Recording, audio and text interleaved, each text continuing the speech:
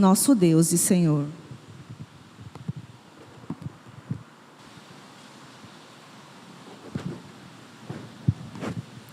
O Senhor esteja convosco. Proclamação do Evangelho de Jesus Cristo segundo João. Naquele tempo, Jesus disse aos judeus que nele tinham acreditado: se permanecerdes na minha palavra, sereis verdadeiramente meus discípulos e conhecereis a verdade, e a verdade vos libertará.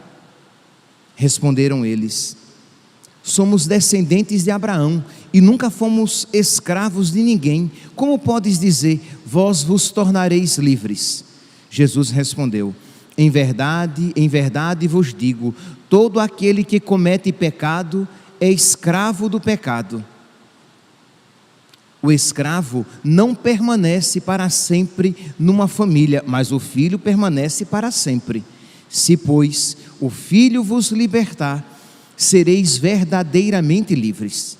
Bem sei que sois descendentes de Abraão, no entanto procurais matar-me, porque a minha palavra não é acolhida por vós.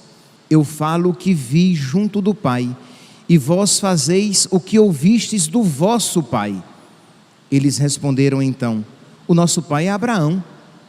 Disse-lhe Jesus: se sois filhos de Abraão, praticai as obras de Abraão. Mas agora vós procurais matar-me a mim, que vos falei a verdade que ouvi de Deus. Isto Abraão não fez. Vós fazeis as obras do vosso pai. Disseram-lhe então: nós não nascemos do adultério, temos um só pai, Deus. Respondeu-lhe Jesus: se Deus fosse vosso pai, vós certamente me amaríeis, porque de Deus é que eu saí e vim. Não vim por mim mesmo, mas foi Ele que me enviou. Palavra da salvação.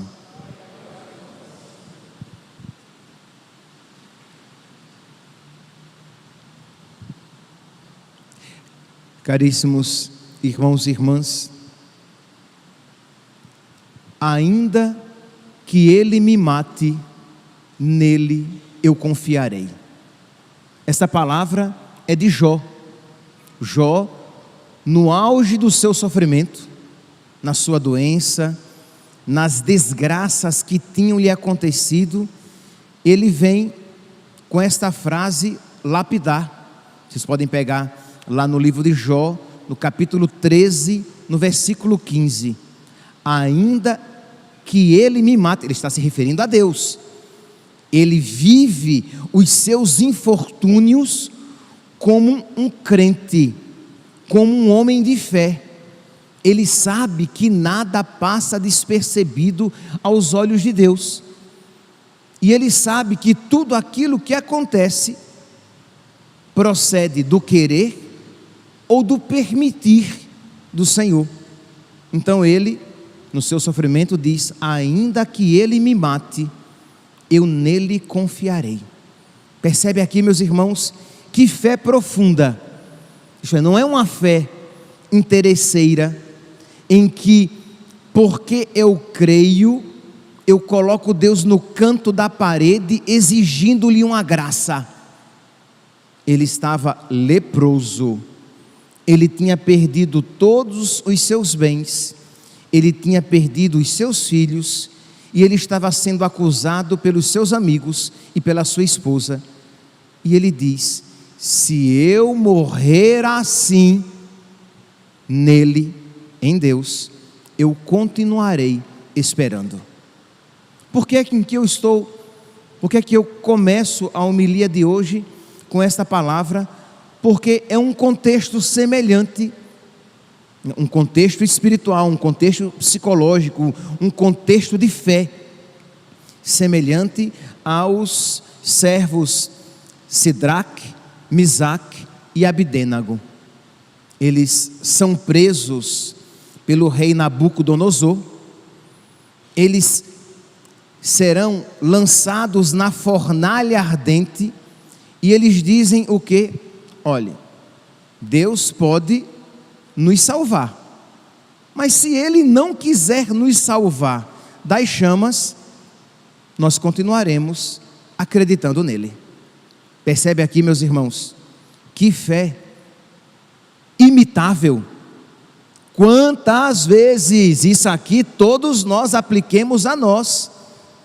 Quantas vezes nós temos a tentação de, porque cremos, colocar condições na ação de Deus na nossa vida. Sidraque, Misaque e Abidênago tinham sido presos por causa do Senhor. Então eles tinham razões humanas para dizer: ora, se eu estou sofrendo por causa de Deus, Deus então tem obrigação de me salvar. Eles não fazem isso. Eles dizem: se Deus pode nos salvar da fornalha ardente, mas se Deus quiser que nós queimemos, nós queimaremos. Se Deus quiser que nós nos acabemos queimados na fornalha, louvado seja Deus. Quem aqui está disposto a uma palavra semelhante, de dizer: Senhor, eu creio em Ti, e se todas as graças que eu estou pedindo não me forem concedidas, eu continuarei crendo, e se os meus medos se realizarem, eu continuarei crendo, porque embora eu não vos compreenda, em vós espero. Embora eu não vos compreenda, eu confio em vós, eu creio em vós, eu sei que vós sois bom, e o vosso querer e as vossas permissões são sempre para o meu bem, são sempre para uma razão maior, para o meu bem e para a glória de Deus, para a salvação dos meus irmãos. É esta, meus irmãos, a fé que nós precisamos lapidar em nós. Então foi por isso que Jó capítulo 13, versículo 15, vai dizer: ainda que ele me mate, eu nele esperarei, eu nele confiarei.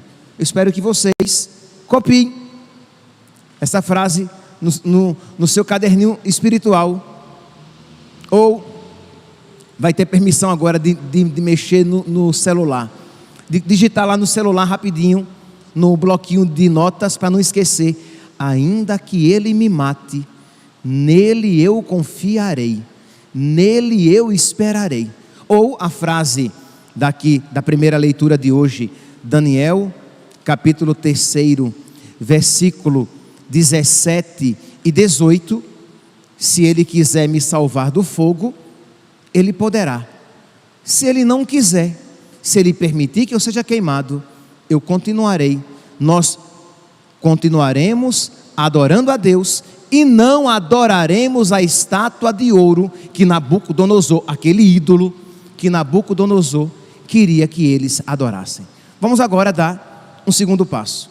Então, o primeiro passo que nós acabamos de dar é: Senhor, independentemente de como for a minha vida aqui na terra, eu confiarei em Ti, eu esperarei em Ti, e eu procurarei fazer em tudo a Tua vontade.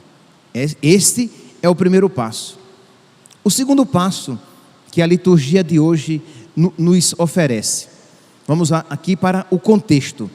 Nabucodonosor, os israelitas tinham sido deportados para a Babilônia, eles eram escravos, e o rei Nabucodonosor deu uma ordem que em alguns momentos do dia, todos deveriam se prostrar em adoração aos ídolos nacionais, e à estátua de ouro do imperador, de Nabucodonosor. E Sidraque, Misaque e Abidênago sabiam que isso um judeu não poderia fazer. E não obstante muitos judeus isso fizessem, eles não fizeram, sabendo que arcariam com as consequências dessa desobediência a uma lei má. Aquela lei era má, e nenhuma lei má deve ser obedecida. Importa obedecer primeiramente a Deus, que aos homens. Nós sabemos disso. E os judeus também sabiam. Então, Sidraque, Misaque e Abidênago, porque aquelas leis eram más e eles não estavam dispostos a obedecê-la, eles foram lançados na fornalha ardente.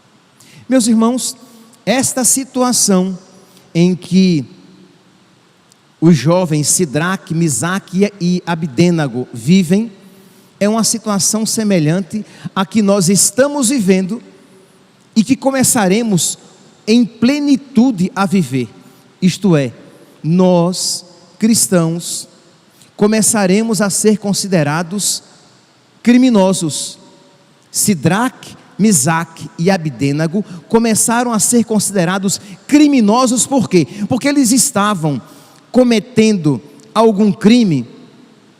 Sim, as leis se tornaram más, e era a lei que os deuses e a estátua de ouro do imperador, do rei, deveria ser adorada. Então, porque as leis se tornaram más, eles, não por culpa própria, mas se tornaram criminosos, porque eles não tinham como obedecer aquelas leis.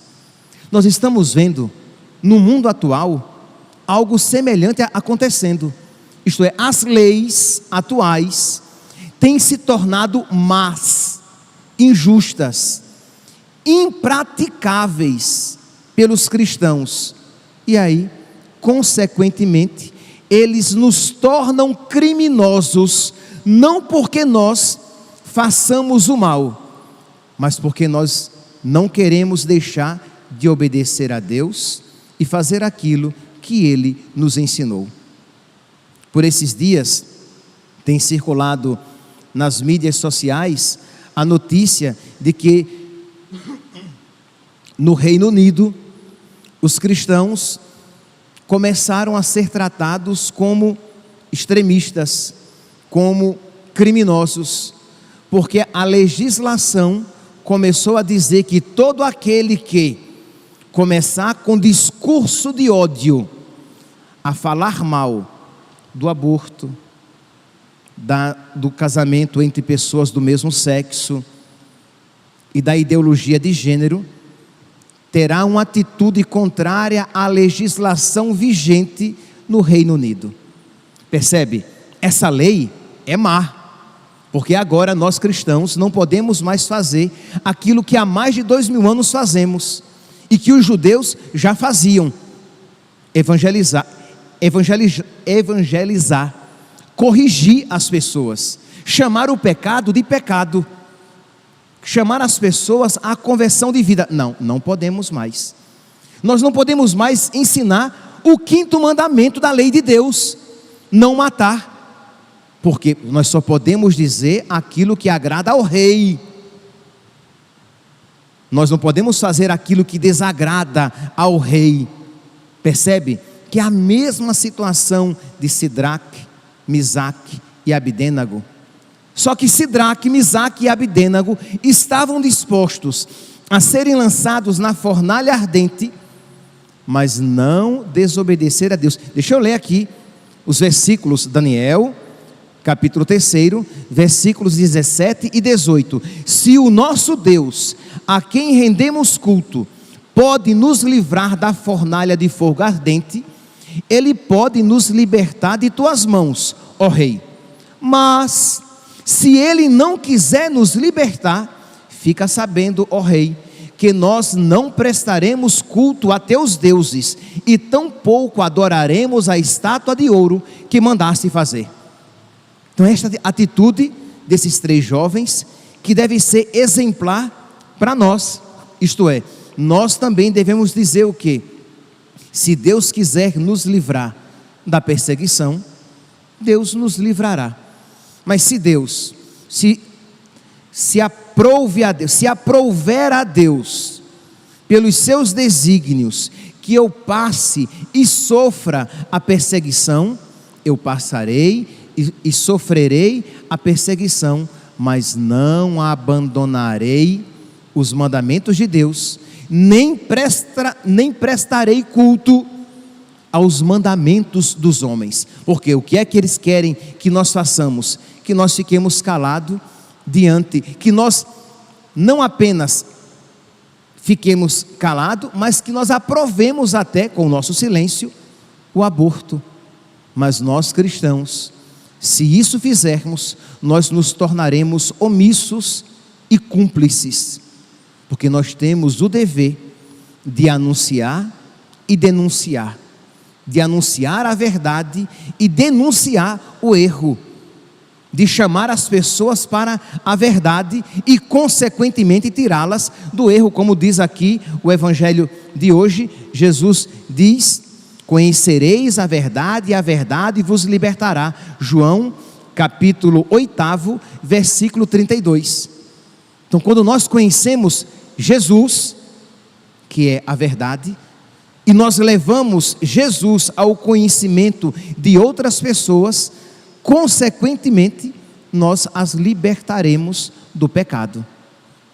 Mas, imagine um pai, por exemplo, que se ele ensinar, isso já está acontecendo, se ele ensinar ao seu filho que as práticas homossexuais são más, são pecaminosas, ele pode ser preso, porque ele está com um discurso de ódio, ele está fomentando o ódio no coração do seu filho. É isso que as leis humanas dizem, mas não é isso, meus santos, o que a lei de Deus diz. A lei de Deus diz: ai daquele que chama ao mal bem, ai daquele que diz ao escuro claro, ai daquele que chama o pecado de santidade. Então o pecado é pecado, e nós, com todo respeito e com toda a caridade, porque dizer a verdade é caridade, nós devemos dizer, mesmo sabendo que isso nos atrairá retaliações. Mas nós sabemos que se Deus quiser nos livrar, Deus pode. Mas se Deus não quiser nos livrar, nós mesmo assim, nós iremos servi-lo, nós iremos ensinar o Evangelho, pregar o Evangelho, sabendo que é uma alegria, é uma honra, é uma eleição sofrer por causa da palavra de Deus, sofrer por causa do próprio Deus. Então, não tenhamos dúvidas que isso que já está acontecendo vai se tornar cada vez mais presente. Vão querer que as religiões acolham o casamento entre pessoas do mesmo sexo, e aqueles que isso não aprovarem serão perseguidos. Vão colocar goela abaixo que nós cristãos fiquemos calados diante do aborto, e até mesmo preguemos que em alguns casos, por que não há nenhum problema, é melhor interromper a gravidez do que trazer uma criança para uma vida infeliz. Isto é, são sempre eufemismos, abrandamentos. Interromper a gravidez, não, matar uma criança na barriga da sua mãe, é isso o que se chama um aborto. Mas o simples fato de isso dizer, inclusive dentro de uma igreja, pouco a pouco vai se tornar um discurso de ódio, digno de perseguição e de prisão até, de ser lançado na fornalha ardente. A ideologia de gênero, que já começou a ser ensinada nas escolas do nosso país, já começou assim, pelas brechas das leis más, e independente das leis, isso já começou a ser ensinado. E vá um pai dizer que não quer que isso seja ensinado ao seu filho, porque isso é pecado, aquele pai vai ser tido como uma pessoa desequilibrada, que está fazendo mal àquela criança, e pode até correr o risco de perder a guarda, como já aconteceu em outros países, perder a guarda dos seus filhos, porque aquele pai e aquela mãe são bitolados, são desequilibrados, são cheios de ódio no coração, e estão fazendo mal àquelas crianças. É melhor que elas sejam entregues a uma instituição do governo do que serem deformadas por aquela mentalidade retrógrada, medieval, má, cristã daqueles pais. Meus irmãos, nós precisamos pedir a Deus que nos conceda uma fé firme, porque chega de cristão que quer, por causa da sua fé, ser tratado como um bibelô, ser colocado numa redoma de vidro. Nós precisamos estar dispostos a sofrer por causa da nossa fé. E nós precisamos então pedir a Deus, por intercessão dos nossos campeões na fé, dos nossos lutadores, valentes lutadores na fé, para que nós também tenhamos esta mesma coragem, esta mesma disponibilidade, esta mesma parresia, esta mesma fé que um Santo Atanásio teve, que um São José Luís Sanches del Rio teve, que morreu gritando viva Cristo Rei, que outros santos que sofreram por causa da verdade tiveram, porque nós estamos nos aproximando de um mundo que o cristão ou será um mártir, nem que seja vivendo um martírio branco, um martírio cotidiano, mas o cristão ou será um mártir ou não será nada. Repito, nós estamos nos aproximando de um período em que os cristãos ou estão dispostos ao martírio ou vão apostatar a sua própria fé. Que Deus, meus santos, nos conceda do alto as virtudes e as graças de que precisamos, para que nós estejamos dispostos a dizer como Jó: ainda que ele me mate, nele eu confiarei. Louvado seja nosso Senhor Jesus Cristo, para sempre seja louvado.